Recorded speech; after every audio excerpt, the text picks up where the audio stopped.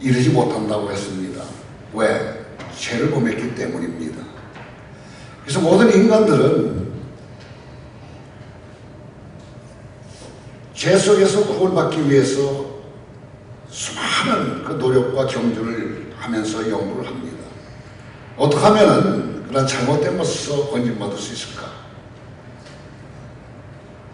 그런데 이러한 것에 대한 대답을 이 로마서는 우리에게 분명하게 말씀하고 있는 것입니다.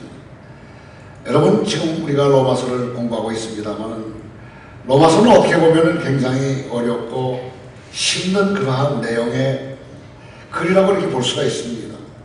그러나 그 말씀의 의미를 깨닫고 보게 되면 정말 얼마나 귀중하고 아름다운 말씀인지 모르는 것입니다. 구원이 무엇인가? 왜 우리가 왜 구원을 받아야 되는가 하는 것에 대해서 구체적으로 지금까지 말씀하고 있는 것입니다. 우리는 1장부터 5장까지 말씀을 통해서 바로 진정한 구원이 무엇인가 하는 메시지를 들었습니다.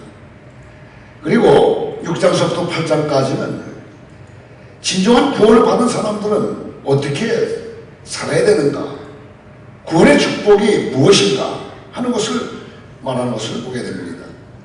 이렇게 구원받은 사람을 가리켜서 6장에서는 뭐라고 이야기하느냐 하면은 바로 죄로부터 자유한 자라고 이야기를 하고요.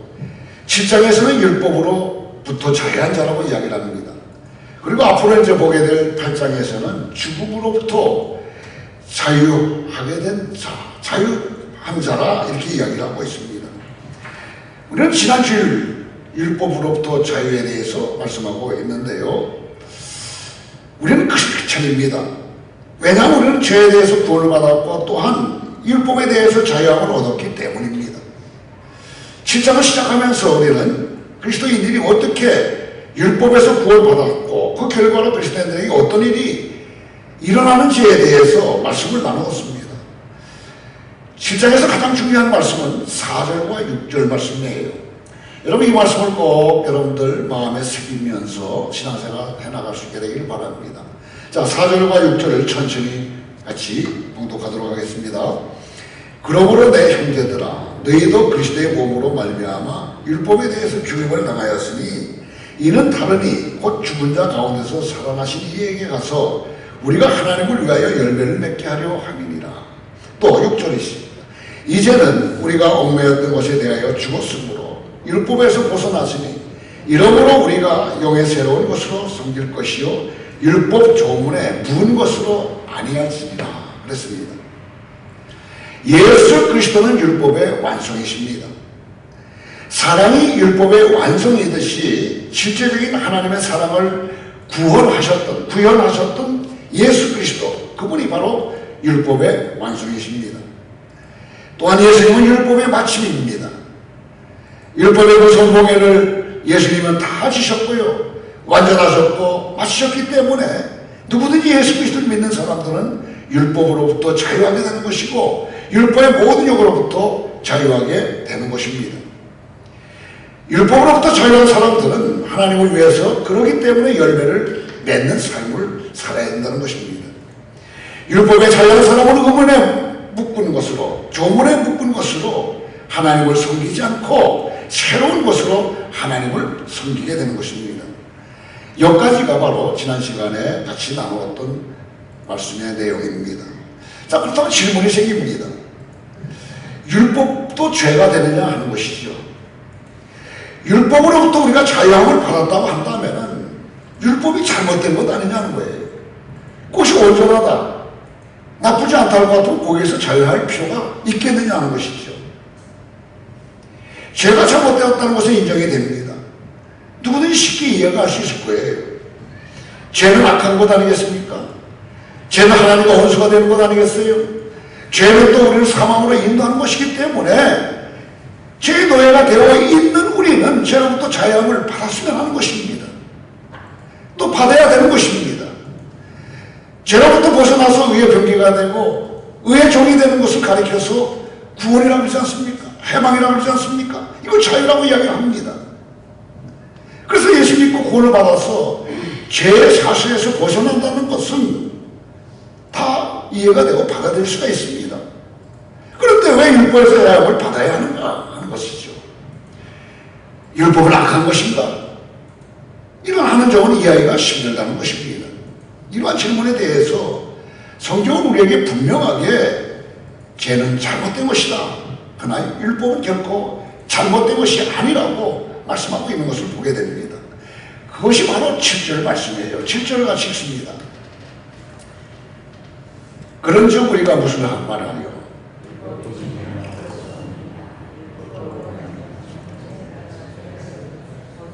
곧 율법이 탐내지 말라 하지 아니하였더라면 내가 탐심을 알지 못하였으리라. 죄는 분명히 잘못된 것이지만 율법은 결코 잘못된 것이 아니라고 분명하게 말씀하고 있습니다. 여러분, 이 율법은 하나님의 법입니다. 모세를 통해서 이스라엘 백성뿐만 아니라 모든 인류에게 주시는 하나님의 법이 바로 율법인 것입니다. 12절을 보시게 되면은 율법에 대해서 이렇게 설명하고 있는 것을 보게 됩니다. 12절은 이러고 내 율법은 거룩하고 계명도 거룩하고 의로우며 선하도다. 율법은 죄가 아니라는 거예요. 율법은 잘못된 것이 아닌 것입니다.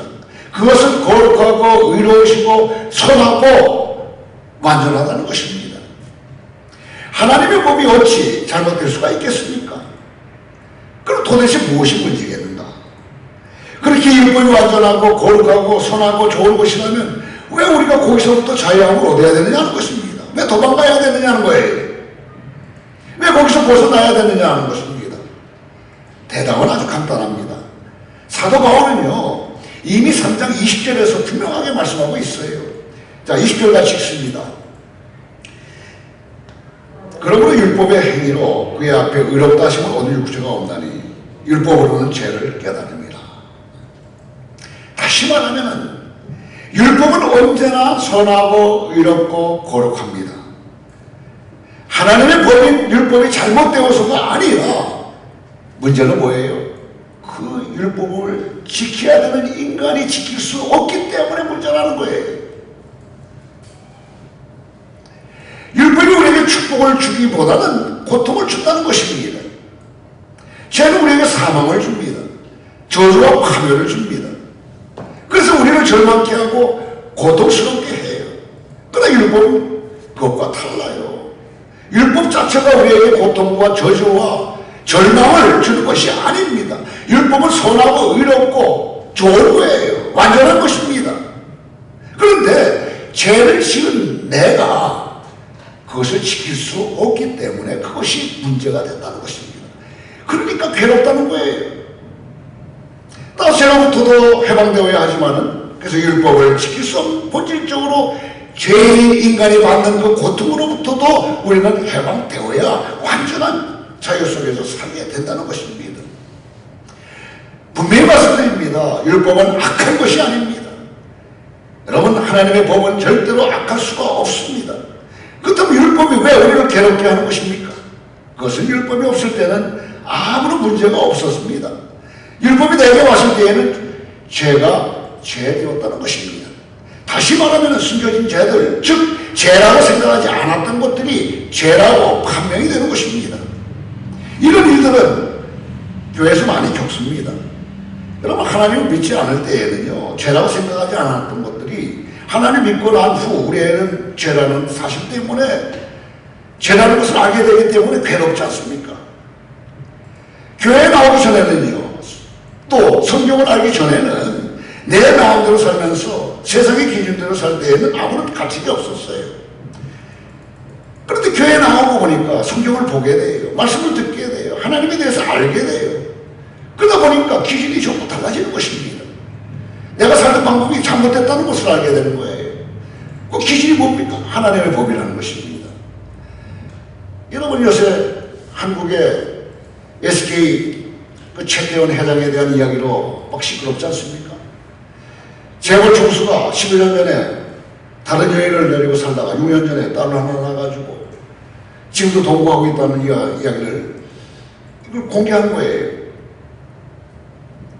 왜 그러는가? 많은 사람들이 야, 이럴 수 있을까 저럴 수 있을까 뭐 추측 그런 그 기사들을 많이 씁니다. 근데 그 측근들의 이야기는 뭡니까? 그가 2년 동안 감옥소에, 교도소에 있다가 나올 때 그 사진을 찍은 것을 보게 되면 성경책을 하나 들고 나왔어요. 그래서 그때 저도 그렇게 생각했습니다. 아, 저 사람 감옥소에서 예수를 만났구나. 참 앞으로 그 SK가 참 잘 나가겠구나. 그런 생각을 막연히 한번 해봤어요. 근데 오늘 이런 사건이 터진 것입니다. 왜 그러냐 했더니 그 측근들의 이야기는 그런 종교적인 문제 때문에 그랬다는 거예요. 과거에 자기가 예수를 알기 전에는 그것이 나쁜 건 줄 몰랐다는 거예요. 여러분, 재벌가에서 그런 일들이 허다합니다. 시시시하고 돈으로 다 떼오고 그래요. 그런데 이제 양심의 가책이 느껴진다는 거예요. 내가 이렇게 살면 안 된다는 거예요. 그러니까 이거 고백하면서 용서를 받고 앞으로 그런 생각을 하지 않겠다는 거예요. 그리고 어떻게 하겠어요? 과거를 정리할 수 있게 돼 있겠어요? 그래서 본초들이 이혼하자니까 못하겠다 그러지 않습니까? 이게 참 많이 난관에 부딪힌 거예요. 그러나 그 고백한 그 사람에 대해서는 마음의 자유함이 있을지 몰라요. 그리고 그 다음에 정치에 가족들이 만났다고 하는 그런 또 기사가 나오잖아요. 그때 나란히 가서 또 이야기하고 이제 그러더라는 것이죠. 부부가. 이거 뭘 이야기하는 거냐? 바로 하나님을 알기 전에는 몰랐던 것을 알게 되니까 그렇게 살면 안 된다는 것이 마음에 자꾸만 오기 때문에 이것을 해결하고 넘어가야 된다는 것을 이야기하는 것입니다. 여러분, 이 낙태라는 것도 생각해 보세요. 낙태도 일반적인 거예요. 근데 예수님을 알고 주님을 알다 보니까 이 낙태가 죄라는 것, 살인죄라는 것을 알게 됨으로써 여인들이 어디 갑니까? 아, 이제 낙태라면 안 되겠구나. 이런 일을 하지 않습니까? 악한 것들이 있을 때에는 서로가 모릅니다. 그러나 이 율법이라는 이것을 통해서 깨달아 알게 되다 보니까 이것이 잘못됐다는 거예요. 그래서 그 길로 가면 안 된다는 것을 고백하면서 올바른 길로 가려고 하는 것입니다. 여기에 장점이 있다는 것입니다. 여러분, 율법이 아니게 된다면 누가 죄라고 말할 사람이 있겠습니까? 겉으로만 가늠을 하지 않으면 다 된다고 생각을 합니다. 속으로는 가늠한다 하더라도 그것은 중요하지 않다고 생각하는 거예요. 우리는 속으로 살인한다 하더라도 겉으로만 살인하지 않고 그저 아주 의롭다고 생각하는 척하며 살아갈 수도 있는 것입니다. 그런데 성경을 보니까 예수님께서 뭐라고 말씀하십니까? 형제를 미워하는 자마다 살인하는 것이라고 말씀하십니다. 그러니까 굉장히 당황하는 거예요. 율법은 내가 죄라고 인정하지 않았던 것들을 죄라고 말해줍니다. 얼마나 괴롭겠어요. 우리가 듣지 않았으면 몰라도 우리가 들은 후부터는 굉장한 오염이 생기는 것 아니겠습니까? 그 전에는 마음대로 남의 것을 내 것인 것 줄 알고 가졌습니다. 힘이 정의인 줄 알았어요. 마치 세상을 동물의 세계와 같이 보고 있습니다. 동물의 세계에는 힘 있는 동물이 약한 동물들을 이기는 것 아니겠습니까? 잡아먹어도 또 누가 죽였다고 뭐라고 할 사람은 아무도 없습니다. 사람들은 자신의 사람됨을 망각한 채 동물의 세계로부터 몇 가지 가치를 만들어냅니다. 그것이 바로 뭡니까? 양강식 아니겠어요? 약한 자들은 강한 거에 먹혀야 된다는 것입니다. 또 적자생존 아니겠어요? 이런 그 가치들을 자꾸만 만들어내는 것이죠. 그리고 이 가치들을 이용해서 자신의 죄를 합리화시키는 거예요. 즉, 힘이 있는 사람들이 돈과 권력을 가지고 행하는 그것이 바로 정의라고 이야기를 합니다. 그리고 이건 순리라고 이야기를 하면서 합리화시키는 것이죠. 여러분, 이러한 가치가 정말 옳은 것이겠습니까? 절대로 그렇지 않지요. 이것은 동물 세계에서 운영되는 가치를 따르는 것입니다. 우리 인간은 동물과는 차원이 달라요. 우리는 하나님의 형상으로 지어진 존귀한 존재들이기 때문입니다.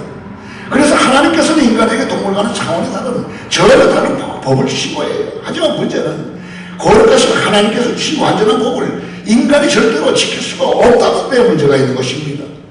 죄 때문에 고민하는 것은 굉장히 고통스러운 일 아니겠습니까? 동시에 하나님 주신 법을 지키지 못하는 것도 고통스러운 일이면 마찬가지라는 것입니다. 로마 7장 8절은 이렇게 말합니다. 그러나 죄가 기회를 타서 계명으로 말미암아 내 속에서 온갖 탐심을 이루었나니 이는 율법이 없으면 죄가 죽은 것이니라. 율법이 오기 전에는요, 탐욕이 내게 그리 심각한 문제가 아니었어요. 우리가 죄를 반복적으로 오랫동안 짓게 되거나 죄가 통용되는 그러한 그 사회에 있으면은 그 탐욕이 진리라든가 종이처럼 당연하게 느껴집니다. 죄가 문화화되고 습관화되어 있는 것이기 때문에 그렇습니다. 근데 탐하지 말라는 계명을 받은 거예요. 그래서 잊어버렸으면 좋겠는데 그 말씀이 계속 내가 남아있는 것입니다. 탐하지 말라는 그 계명을 받은 이후에 그것에 걸려서 내가 넘어지게 된다는 것이죠. 죄가 아니라고 생각했는데 그것이 바로 죄라는 거예요. 죄라고 드러나는 것입니다. 여러분 얼마나 괴롭겠어요. 내가 지금까지 하는 행동 하나하나가 다 올바르고 사람들의 존경받는 그러한 행동이라고 생각해 드렸는데 올바른 것이 전부 다 가식이고 잘못된 것이고 정죄받아야 될 그러한 행동이라는 것을 알게 됐을 때에 그것을 깨달은 사람이 얼마나 괴롭겠습니까? 더 놀라운 사실이 있습니다. 계명이 있기 전에 죄는 그렇게 심각한 문제가 아니었어요. 좀 잘못이 있긴 하지만 세상살이가 그렇고 그런 것이 아니냐 하면서 넘어가는데 계명을 받은 이후에는 죄가 분명해진 것입니다. 신경이 쓰인 것이 드러나고 드러난 죄가 격동을 막 하는 것입니다. 가능하지 말라는 계명이 있기 전까지는 적당히 살았습니다. 그런데 그 말을 듣고 나면 후부터는 오히려 적당히 사는 것보다 더 하고 싶은 것이 인간의 본연이에요. 가지지 말라 하는 것 같으면 더 갖고 싶어 하는 것이 인간의 속성이라는 것입니다. 그런 의무와 충동과 격동이 율법이 없을 때보다도 더 생긴 것입니다. 그런데 우리는 그것을 겉으로 하지 않고 속으로 하는 거예요. 말로 하지 않고 생각으로 하는 것입니다. 그런 갈등은 내 안에 계속 가지고 있게 되는 것입니다. 적당히 숨겨져 있을 때에는 가장할 수 있지만 일단 자기의 본질이 드러나게 된다면 막 가는 거예요. 이것이 바로 율법인 것입니다. 하나의 법이 들어오면 다 드러나기 때문에 어떻게 해결할 길이 없는 것입니다. 8절 마지막 부분에 보면은 율법이 없다면은 죄는 죽은 것이나 다름이 없다고 분명하게 기록하고 있지 않습니까? 법이 없으면 죄가 형성이 되지는 않습니다. 하지만 일단 죄가 드러나면은 죄를 더 짓게 되고 나는 없어져 버리는 것입니다. 그것이 바로 9절 말씀이에요. 자, 9절 같이 읽습니다.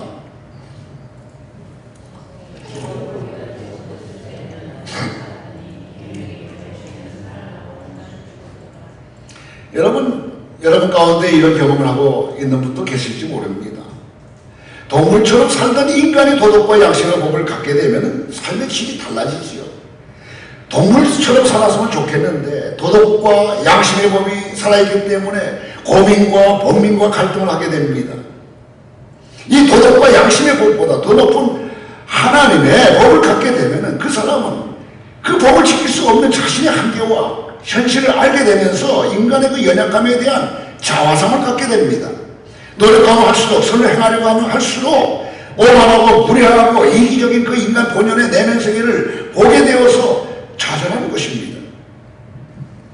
선을 행하지 못하거나 의를 가지 못하는 사람들은 곧 어차피 자신의 죄인이라고 생각하는 사람들은 이런 좌절감을 느끼지 않습니다.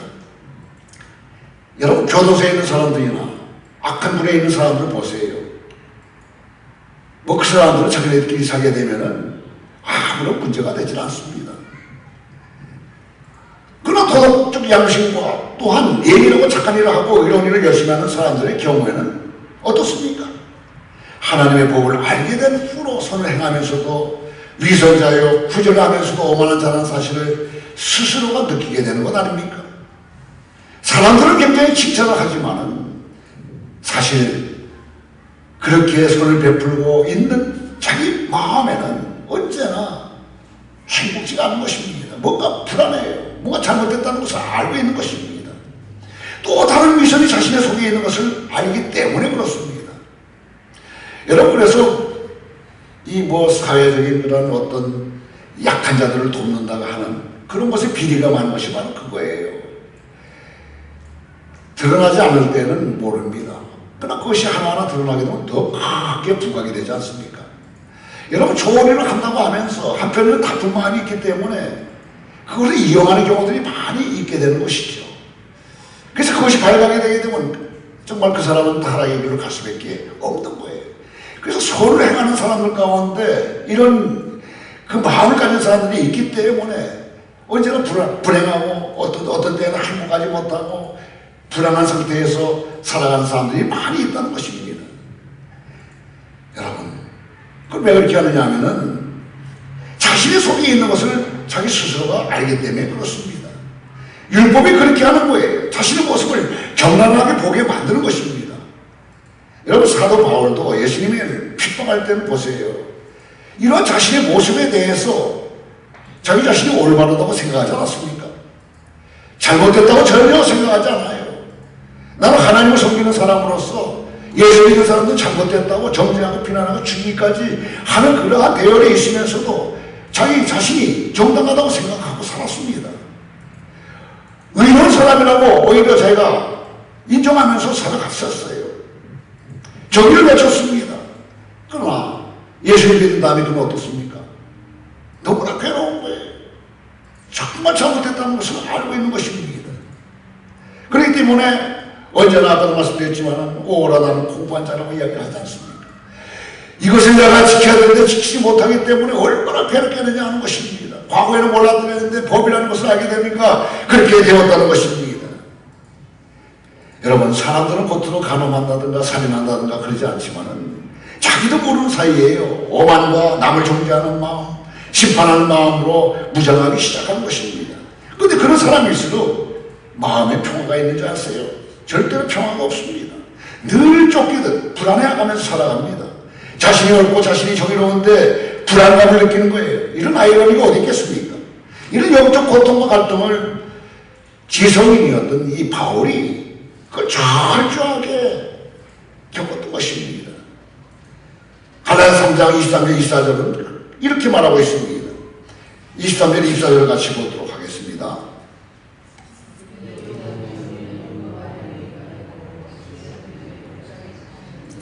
이같이 율법이 우리를 그리스도께로 인도하는 초등교수가 되어 우리로 하여금 믿음으로 말미암아 의롭다함을 얻게 하려 함이라.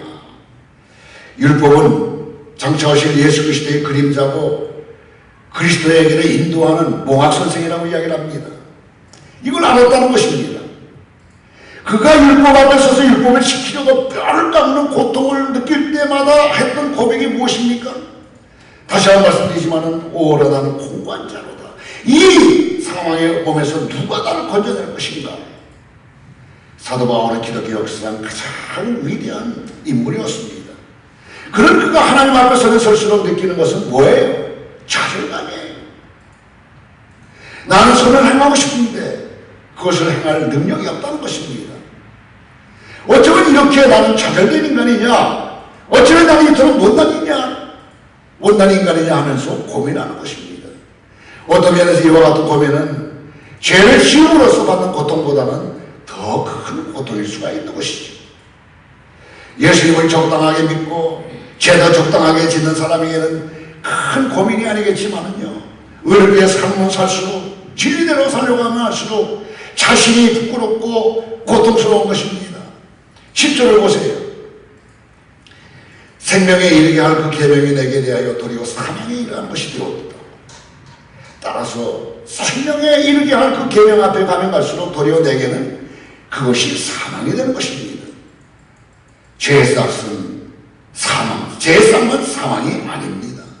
율법의 완전한 앞에서 그것을 지킬 수 없는 허물과 죄로 뒤범벅된 자신을 대변하는 일 또한 죽을 노릇이라는 거예요. 계속해서 로마서 7장 11절에서 14절까지 말씀을 같이 읽도록 하겠습니다.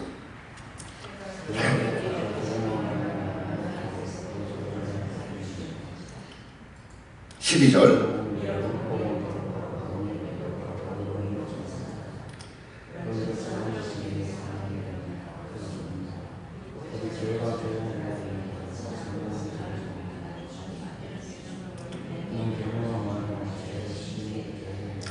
자, 다시 말씀드릴 테니까 잘 들으시길 바랍니다.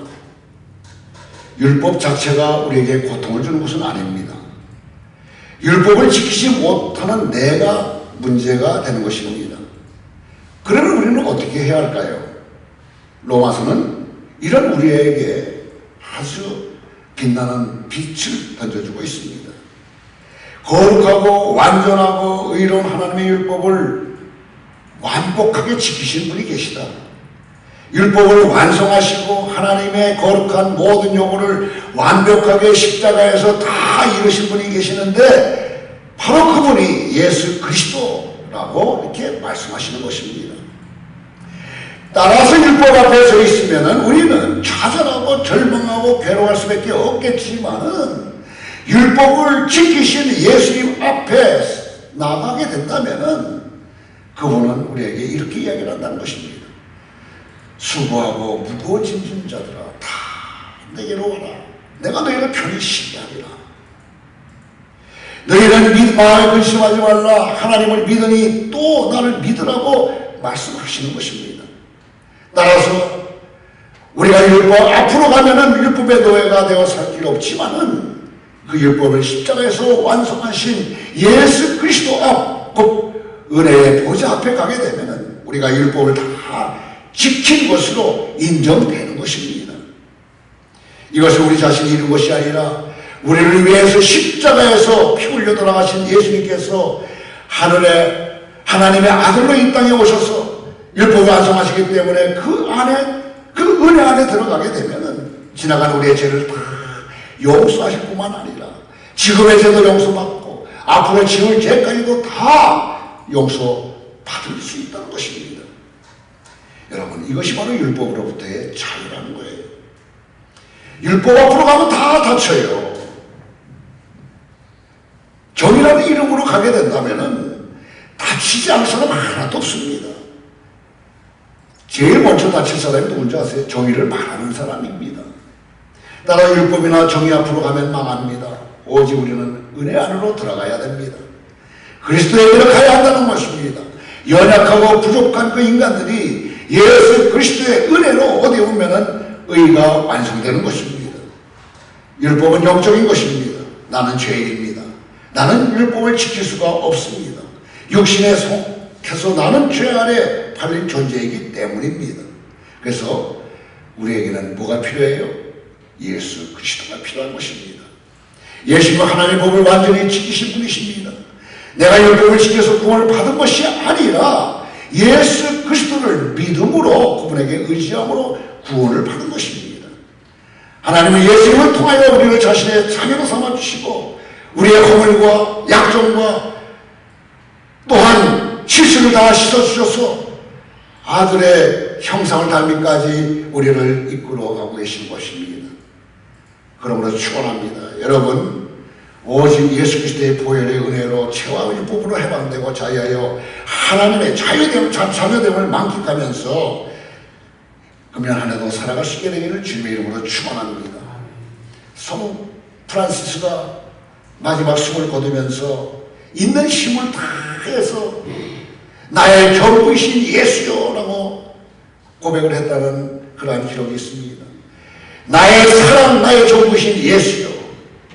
여러분, 그의 삶을 화려하게 변화시킨 그 비밀이 뭔지 아세요? 도덕적이고 또 윤리적인 그런 것들이 아닌 것입니다. 그는 예수 그리스도를 만났습니다. 평생 사랑할 주님을 만났기 때문에 그분의 사랑을 알아서 그가 달라졌던 것입니다. 넘치는 성령님의 사랑 속에 그리스도의 사랑에 취해서 드린 그의 마지막 고백, 그의 평생의 삶을 정리하는 결산이라고 볼 수 있습니다. 나의 사랑, 나의 전부이신 예수요. 왜 우리는 달라지지 않고 변화되지 않습니까? 바르고 의롭게 선하게 살기를 원하는 열망에도 불구하고 오히려 불의하고 악하고 왜 또 더럽혀지고 있느냐 하는 것입니다. 그것은 단순한 우리의 도덕적 결심만으로는 가능하지 않기 때문입니다. 주님을 만나고 체험하면서 주님이 주시는 그 새로운 동기와 욕구와 새로운 열매를 맺는 삶을 살아야 하는 것입니다. 이 사실을 꼭 기억해야 됩니다. 우리가 예수를 만났다고 합니다. 그러나 건성건성 만나는 것이 아니라 구체적으로 만나야 되는 것입니다. 예수의 이름으로 다른 일을 하게 된다면 아무런 변화가 있을 수가 없습니다. 예수의 이름을 가지고 다른 일을 하는 사람들을 보게 되면 사람들은 벌써 압니다. 그 사람을 꼭 믿지 않으려고 합니다. 교회를 가봐도 별것이 아니라고 생각을 합니다. 예수를 믿는 사람들도 똑같다고 생각을 합니다. 오히려 사회를 시끄럽게 하는 나쁜 집단이라고까지 이렇게 평가하는 그런 경우도 생길 수가 있는 것입니다. 여러분, 사람들이 이렇게 된 것은, 믿음의 사람들이 이렇게 된 것은 뭡니까? 복음의 진리를 잘 깨닫지 못한 채 교회에 나오고 직분을 받아가지고 교회 일을 한다고 하기 때문에 그런 일이 벌어지는 것입니다. 따라서 우리는 어떻게 해야 되겠습니까? 주님을 구체적으로 만나서 그분이 원하신 것이 무엇인가 이것을 내 마음에 새기면서 그분이 인도하신 대로 우리가 따라가게 되는 것입니다. 이것이 오늘 우리에게 주시는 메시지라는 것 꼭 마음에 새기면서 1년 한 해 동안도 주님을 구체적으로 알아가고 머리 대신 예수 그리스도를 따르는 삶 속에서 하나님께는 영광이 우리에게는 천국을 누리는 아름다운 삶이 우리 모두에게 있게 되기를 주님의 이름으로 축원합니다. 기도하겠습니다. 오늘도 우리에게 은혜의 말씀을 베풀어 주신 하나님, 그 사랑에 감격하며 찬송을 올려드립니다. 말씀을 통하여 예수 그리스도의 보혈로 우리를 죄에서뿐만 아니라 율법으로부터도 구원해 주신 사랑을 알게 되었사오니 더 이상 죄와 율법에 매이지 않도록 인도하여 주시옵소서. 우리가 매일 것은 오직 하나님의 사랑과 은혜임을 기억하게 하시고 매일 그리스도의 은혜로 옷 입고 하나님께서 우리에게 주시기를 원하는 바 천국인 의와 평강과 희락을 누리며 살아갈 수 있도록 오늘도 성령의 충만함을 허락하여 주시옵소서. 예수님의 이름으로 기도드리옵나이다. 아멘.